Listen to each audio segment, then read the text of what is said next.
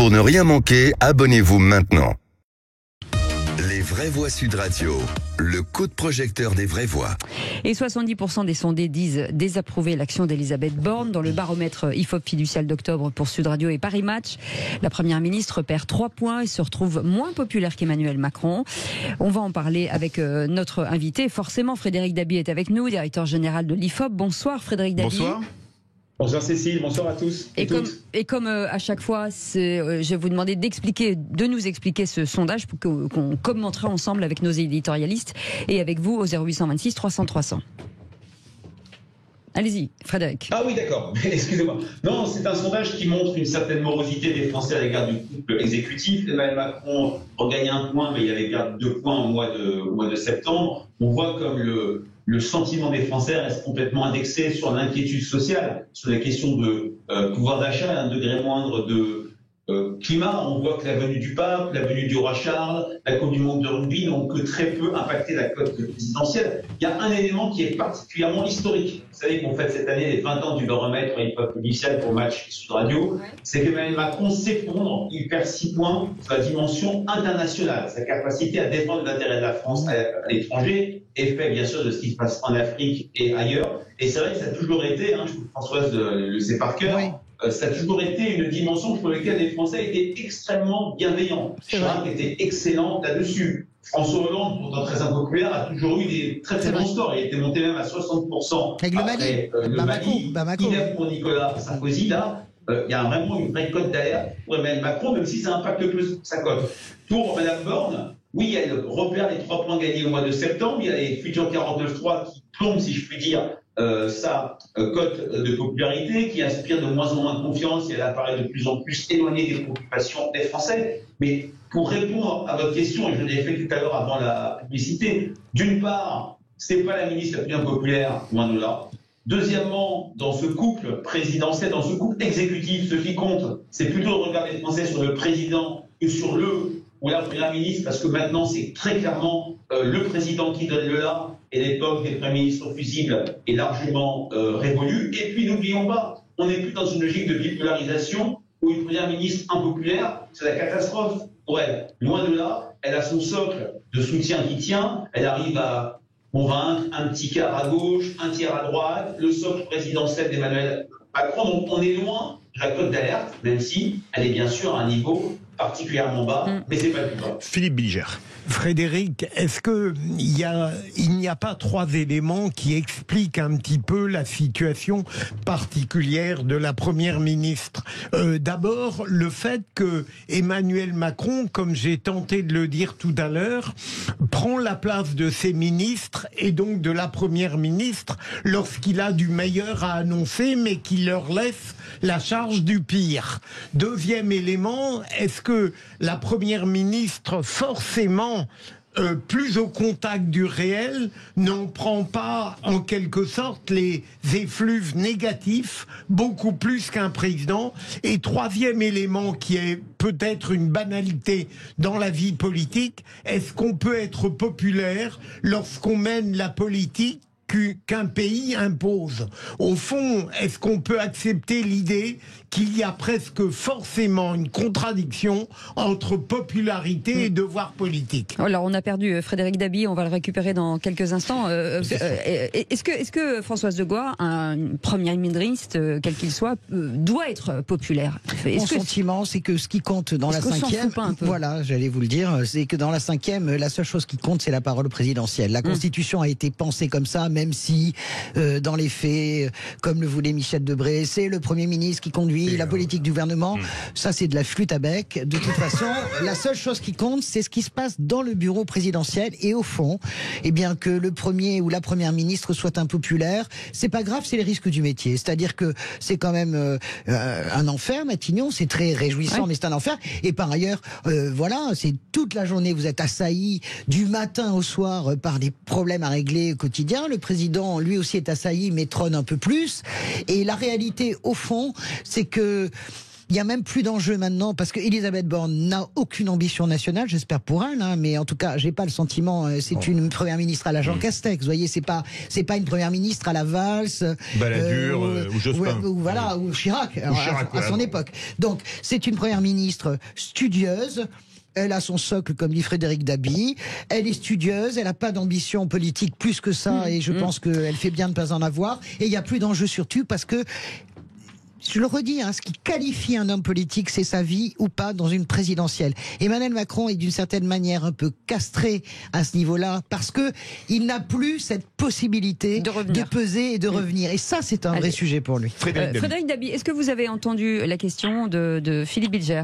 Alors, je suis désolé parce qu'il y a eu un bug de téléphone, donc je suis passé au téléphone, donc j'ai pas entendu. Vous permettez, Cécile, que je disais qu'il y a 3 éléments qui caractérisent Elisabeth Borne, Frédéric. D'une part, le fait que, évidemment, Emmanuel Macron prend chez les ministres le meilleur et il laisse le pire à la première ministre et aux ministres. Deuxième élément, la première ministre est naturellement et tout le temps au contact du réel, dont les effluves souvent sont négatifs. Et troisième élément, est-ce qu'on peut dire qu'une popularité est possible quand finalement le métier politique se résume davantage dans l'extériorisation d'obligations que dans des douceurs à diffuser auprès des citoyens? Je vais répondre à la longue question de Philippe, qui est absolument passionnante. Oui, vous avez raison, Frédéric. Non, mais plus, je parle sérieusement. La popularité d'un Premier ministre est possible sous la Ve République. Michel Rocard, Lionel Jospin, François Fillon, qui pendant 5 ans a été majoritairement populaire. C'était du fait d'une popularité par contraste par rapport à l'impopularité de Nicolas Sarkozy. Maintenant, un Premier ministre peut être populaire si il a une image, une équation personnelle particulière.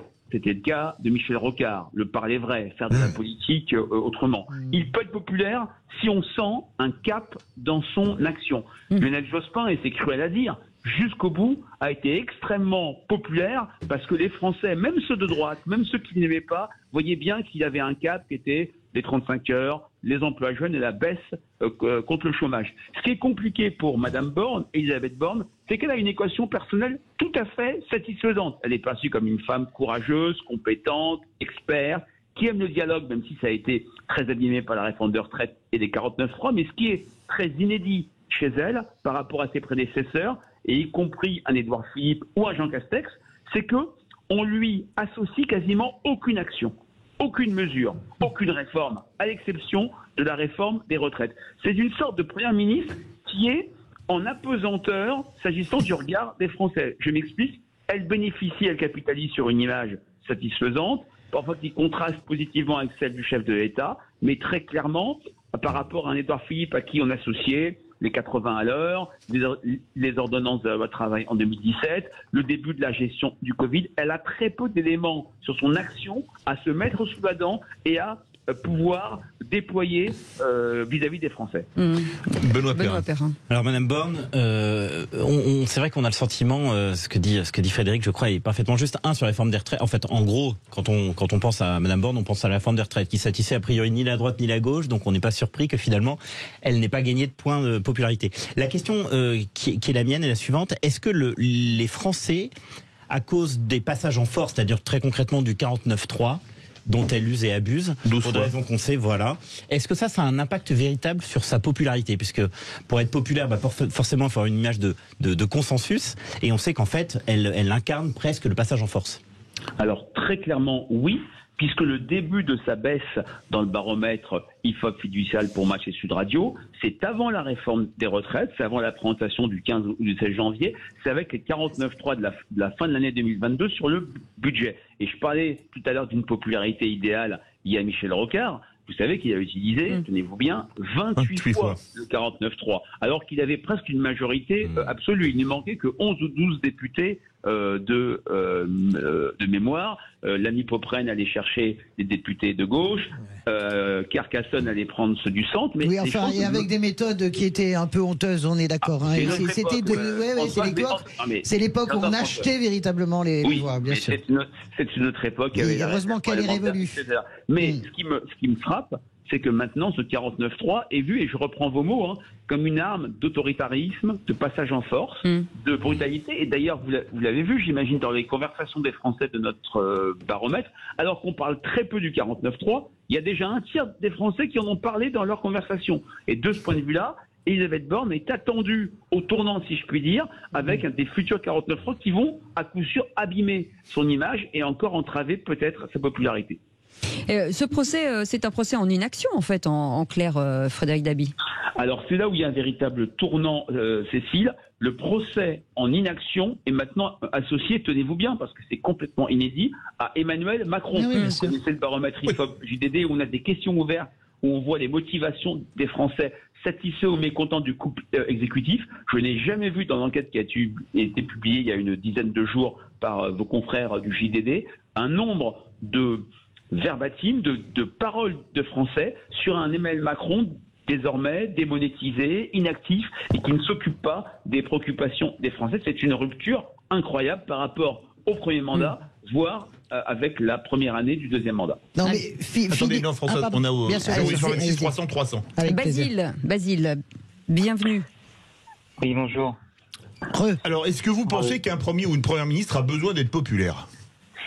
Il y a quand même besoin un minimum, sinon quel serait le choix du président de la République pour conduire la politique de son gouvernement? Ce serait uniquement infusible, on en a l'habitude avec Emmanuel Macron, mais quand même, là, quand on voit qu'une première ministre, au moment où elle a été mise en poste pour une mesure qui était refusée par 93% des actifs en France, il y a quand même des questions à se poser. Non, ça n'a jamais été 97%. 93, il a dit. Non, ce chiffre est complètement fantaisiste, c'était 70%, ce qui est déjà beaucoup. Allez-y, Basile. Excusez-moi. Basile. Donc, je pense qu'il y a quand même des questions à se poser. Est-ce qu'aujourd'hui, on n'a pas au-delà d'avoir une première ministre impopulaire, on a une première ministre qui gouverne contre son peuple, et c'est clairement quelque chose qui est au-delà de l'impopularité. Il va falloir poser vraiment des questions maintenant. Françoise Degois. Oui, moi je voulais revenir avec Frédéric sur quelque chose que je ressens intuitivement, qui est que au fond tout ça est lié à cette situation que nous n'avons jamais connue. C'est-à-dire, bien sûr, il y a des présidents qui ont été réélus, évidemment, mais dans des circonstances particulières, avec, je pense à Mitterrand, avec des cohabitations entre les deux. Est-ce que au fond la démonétisation, elle n'est pas déjà en marche pour Emmanuel Macron, parce que dans cette République, je repose la question, qu'on soit d'accord ou pas, la seule chose qui existe et qui vous fait exister, c'est d'être candidat ou d'être candidat à sa succession ou d'être quelque chose ou quelqu'un dans une présidentielle. Tous les premiers ministres qui sont quelque chose ou quelqu'un montent. Vous parliez de Rocard, mais Rocard, les Français lui prêtaient un destin qu'il n'a jamais eu. Voilà. Valls était populaire parce que on sentait l'ambition de Manuel Valls vers l'Élysée. Et est-ce qu'au fond, Emmanuel Macron n'est pas aujourd'hui, pendant 4 ans, la victime de cette fin de quinquennat qui en fait a déjà commencé, et la démonétisation générale, elle vient au fond de ça et qui fait de moins en moins peur aux gens. Allez, en fait. 10 secondes. Oui, je partage complètement ce que dit François. C'est cette situation tout à fait inédite.